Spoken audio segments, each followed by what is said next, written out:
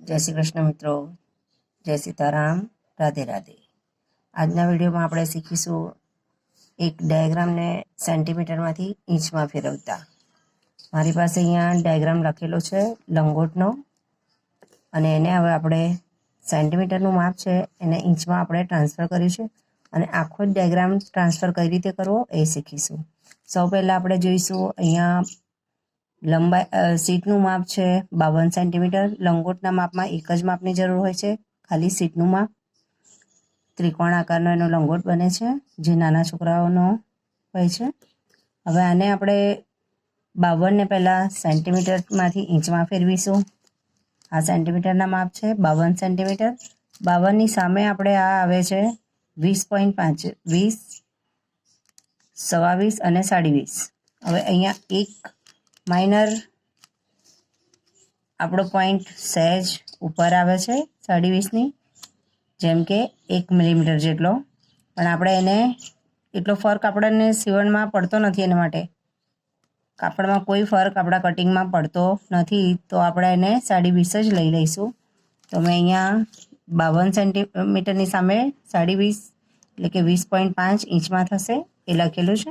હવે આપણે ડાયાગ્રામ જોઈશું. ડાયાગ્રામની અંદર અહીંયા આપ્યું છે સીટનો ત્રીજો ભાગ, સીટ વત્તા 3 સેન્ટીમીટર. સીટ આપણી છે 20.5. હવે એની અંદર આપણે 3 સેન્ટીમીટર પ્લસ કરવાના છે. તો 3 સેન્ટીમીટર છે તો તમારે ઇંચમાં કેટલા કરવા? તો તમારે ઇંચમાં લેવાનું છે 1.25 ઇંચ. ઇંચમાં 3ની સામે આપણે જઈશું તો અહીંયા પણ એ જ રીતે મિલીમીટરનો જ ફરક પડશે. તો આપણે અહીંયા લઈશું 3ની સામે 1.25 ઇંચ આપણે માપ લઈશું.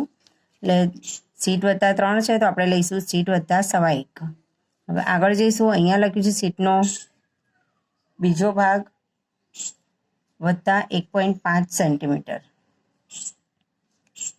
સીટનો 1/2 ભાગ છે અહીંયા.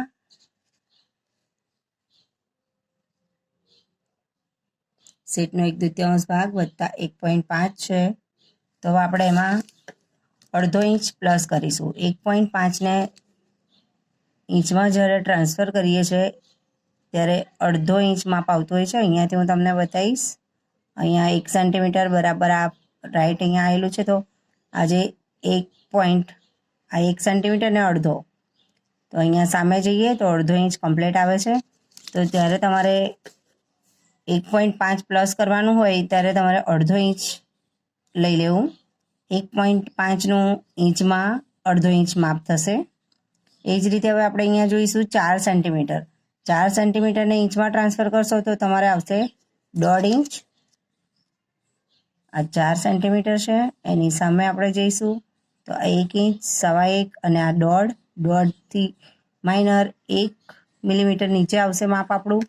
તો આપણે 1.5 ઇંચ એનું માપ ગણીશું. એટલે 4 સેન્ટીમીટર બરાબર 1.5 ઇંચ. હવે આપણે આવે છે 7 સેન્ટીમીટર લાંબો ડાંચ લેવાનો છે અંદર ટક્સ. તો એની માટે આપણે કેટલું કરીશું? તો 7 સેન્ટીમીટરની સામે આપણે ચેક કરીશું. તો 7 સેન્ટીમીટરની સામે આવે છે આ 2.5નું માપ છે. 2.5 પછી આવશે 3.25. અહીંયા 2 ઇંચ છે, 2 પછી આવે 2.25, પછી આવે છે 2.5 ઇંચ, અને પછી આવે છે 3.25, અને પછી આવે છે 3 ઇંચ. આ જે નાના પોઈન્ટ છે એને આપણે ગણવાના નથી, પણ મોટા જ પોઈન્ટ ગણવાના છે. તો આપણું 7ની સામે આવશે 3.25. તો આપણે અહીંયા 7 સેન્ટીમીટર બરાબર આપણે લઈશું 3.25 ઇંચ. હવે એવી જ રીતે આપણે નીચે જઈશું. તો નીચે માપ છે અહીંયા 2.5. 2.5ને આપણે કઈ રીતે લઈશું? અહીંયા નીચે પણ 2.5 જ છે.